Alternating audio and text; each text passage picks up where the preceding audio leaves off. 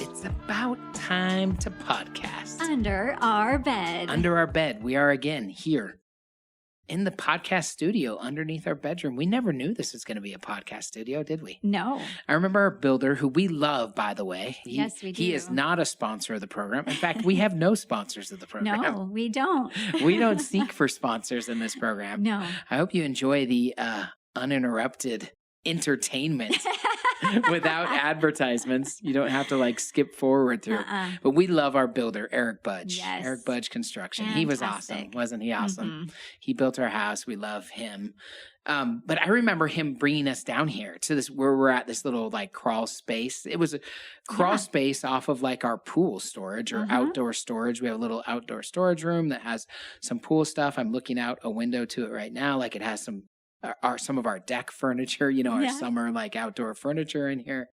And he bring us up here. He was like, what do you want to do? We could, remember he said we should do something. Frame this in. We should do something. We're like, we have no idea. We have no use for this. Yeah, there's nothing to do with it. And we didn't want any more square footage, so to speak. And remember? So it was just this dusty. Just this empty. Yeah, it had it had my old governor stuff up here after the race. It was a little bit of storage, but not very much because we didn't need more storage. Yeah, there was probably 10 to 20% of the area was used for storage. Yeah. The rest was just open. Mm-hmm. And now it's a podcast studio. Now it's a podcast studio. I'm glad that's a lesson in and of itself. Until you're confident that you want something or need something or wanted, don't do it. Because force it. Yeah, don't force things. Mm-mm. We kept it open. And take your time. We kept it, oh, geez. Yeah, that would be great. Don't force a decision. Don't force a decision. Yeah. Turning a room into something you don't need. Yeah, until it's clear. Yeah. And now it's a podcast studio with a drum set and it's just a dream come true. It's like the 80s, throwback to the 80s and 90s. We got Ken Griffey Jr., Ty Detmer, Michael Jordan, Gordon B. Hinckley. Fresh Prince of Bel-Air. The Fresh Prince, Ronald Reagan, Andre Agassi, Muhammad Ali. All the classics. All the classics all over the walls. The Dream Team. Yes. This is like an ode to our youth, Sal. See, we come in here and we feel like teenagers again. Yeah, that's right. You need to Saved by the Bell poster. I do. Where is that? Where is Saved by the Bell? Goodness, I knew you were missing something. So I got one simple question today for you for our episode today. Okay, I can't wait. This is it. I haven't asked you. No, I have no idea what you're going to ask me right this minute. I want to explore this a little bit with you. Okay. Talking about generations and why people think the greatest generation but this is kind of compare and contrast. Why is the grass always greener, Sal? Why is it our natural tendency, and most people always think, it's the grass is always greener on the other side, Yeah. Why is that? What is that about us? And how do we overcome that? I think that's something that drags us down, don't you? It's just it's not productive most of the time. Do you agree? Oh, I totally agree. It's not productive at all. It's funny because I feel like our daughter does this kind of a lot. Yeah. And I think that's a common teenager thing to do. She's like me, though, our daughter, yes. So she is, but it is also a common teenager thing. Yeah. That, they have it so much better, this person. And if only I had this, or if only our family was like this. Yeah. The other kids don't have to work. Right. They don't have chores. Oh, if I heard everyone else does really, this. Or all my friends, Yes. But I don't know why we think. I think we think that because we don't know the details. We don't really know what it's like. We just assume, it must be better. Mm-hmm. It looks better from a distance. So it must be better. It's like that, like the horizon way far away, and you see something, a grassy green hill you think it is, and you get closer and closer and closer, and you realize it's full of weeds, or, it's just your perspective is different. I think when you're standing way far back, you're removed, your perspective makes it seem like, that's got to be so much better than what I have. Yeah. Because you don't know all the details. You don't know. You're not looking closely at the grass and seeing all the weeds. So, do you think we get what we want in life, and or maybe I should say get what we need? I'm speaking generally. Do you think we most often get what we need and what we want, like what we desire? I mean, what we think about, I do. Yeah, I do think. You think that's how it works? Well, generally speaking, sure. Yeah. Yeah. I think that there is a law of attraction. Yeah. I believe in that. Yeah. I think that you can attract certain things by the way you think. Although not to say that if I'm always thinking happy thoughts, I'm going to have this amazingly happy life all the time. Yeah. I don't think that's true. But I do think that your positive and negative thoughts can help you attract positive and negative things. Mm-hmm. What do you think? Yeah, I agree. I think we definitely become what we think about a lot. I think a law of nature or life is that those that want it most, whatever that is, like I'll take the governor's race. The people that want it most often win, mm-hmm. Because they're willing to just do things that, anyways, they just want to win. And so not always bad things, by the way, although sometimes bad things. So they're willing to just go for it. Right. I think that's definitely true in business sometimes too, at least in terms of just bottom line success. It's kind of the people that want it the most or are willing to, sacrifice potentially relationships or time, sacrifice whatever it is. Mm-hmm. It's just a trade-off. So those that want it most often get it. You know what I mean? Mm-hmm, I do. And so I think what we desire most, we often get. Mm-hmm. And so we really have ourselves to blame. And if we think that the grass is always greener, usually you go over to that other side of grass, whatever that means.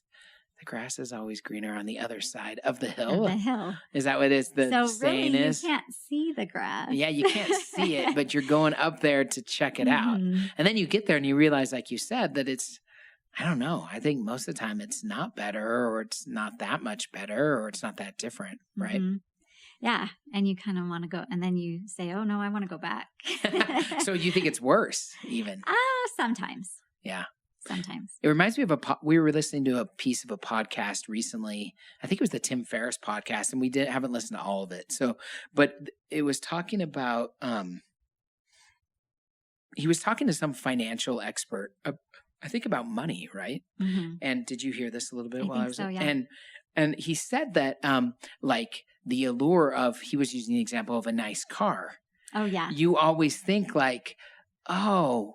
by the way, a nice car pulls up and you're thinking okay, so I'm the driver of the nice car and I'm thinking, oh, look, everyone's looking at me and thinking I'm cool. Haha. Because I have this nice car. Yeah, because I have this nice car.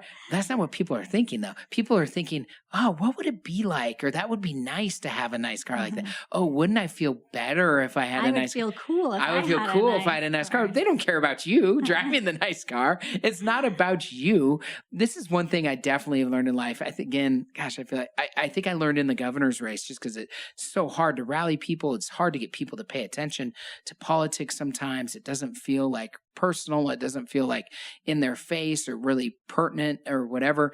But we have the mistaken impression that people are thinking about us. Mm-hmm. People don't care. They don't care about us. I mean, that's harsh to say. They care about us in as much as they do, and we have great friends and a supportive of family. Yeah, and as much as it fits their dialogue and their narrative, they think of us. Otherwise, they don't think of us. No. You don't think it. And by the way, it's generally the same for everyone. Yeah, so, it is. You're thinking more about. I can say the same thing when I dive down and analyze.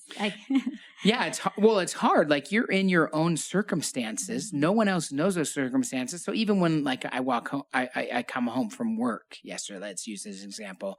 You don't know what I just been dealing with, what world I'm in, what's been going on. And by the way, I walk into the home. I don't really know what kids have been driving you nuts or what's been going on, right? Yeah. So the point is I bring my own context and think what I've been doing. You think probably I know what you've been doing more than you have. And I'm extrapolating this to the entire population. You don't know, No. People aren't thinking. And People you're don't not care thinking what about it. car you drive. And you think, by the way, that you're going to feel better or cooler or whatever when you drive a nice car. And by the way, I think if you love cars and, it's something that's important to you, I'm sure it will make you happy. But it doesn't, the grass isn't always greener, you know? Yeah. There's so much comparison in the world. And Yeah. I think that it is just a natural human tendency to always think the grass is greener. It's funny. We spoke on a podcast previous to this one about our oldest son getting married, and we've been counseling him and his fiance now to take it slow it down. You're so young. You've got all this time, because we were young when we got married, 22 and 21. What was funny, this is the report we got, that her parents gave our son and their daughter the opposite advice, because they got married when they were a little bit older. And they were like, get married young. You establish your habits together. You grow up together. It was like the exact opposite advice we gave. And my point was, I think part of that is the grass is always greener. Yeah. Like we think, or I'll just say, I think, man, I was so young. I was in such a rush. I should have just taken some time. And, her parents think, gosh, it would have been so nice to establish these habits together and grow up together. You always think the grass is greener. Yeah. There's no. That's why you just make the best of your situation. Yes. Whatever you and be happy have. with it. And I do think you create a lot of what you desire most, or a lot of what you want. And hopefully we all want good things, and hopefully we're getting a lot of those good things, but because there's enough bad that's just going to come naturally in this world and in this life. There's a lot we can't control. So try to control what you can, which is to try to have a good attitude and be happy about your situation and help it be the best it can be. Yeah. Without trying to get someone else's situation. It's impossible to understand someone else's situation, right? That's right. You don't really know where they're coming from.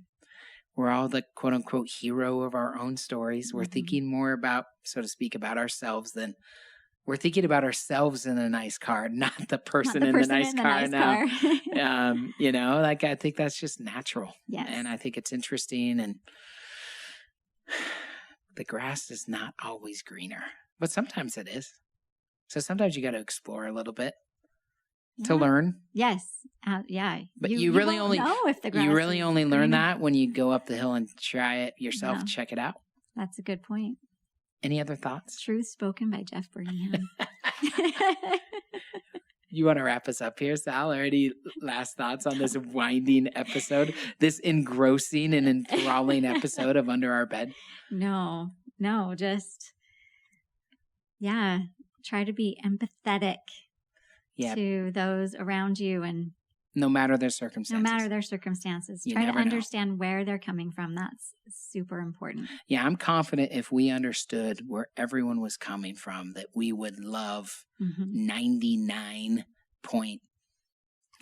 to 7% of people, and that we would we would love them and we'd appreciate where they're coming from. Yes, I just agree completely. So with that, we'll wrap. Let's wrap. Good night, Sal. Good night. Love you. Please leave a rating and review for Under Our Bed at your favorite podcast platform. And don't forget to subscribe to the Extraordinary Us podcast with Jeff Burningham as well.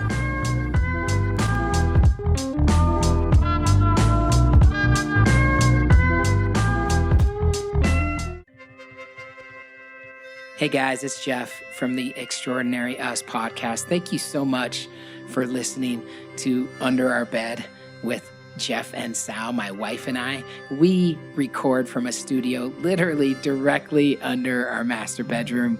It's a great little place for us to hang out and have conversations that I hope are meaningful to you. There's another podcast I do, if you have not heard.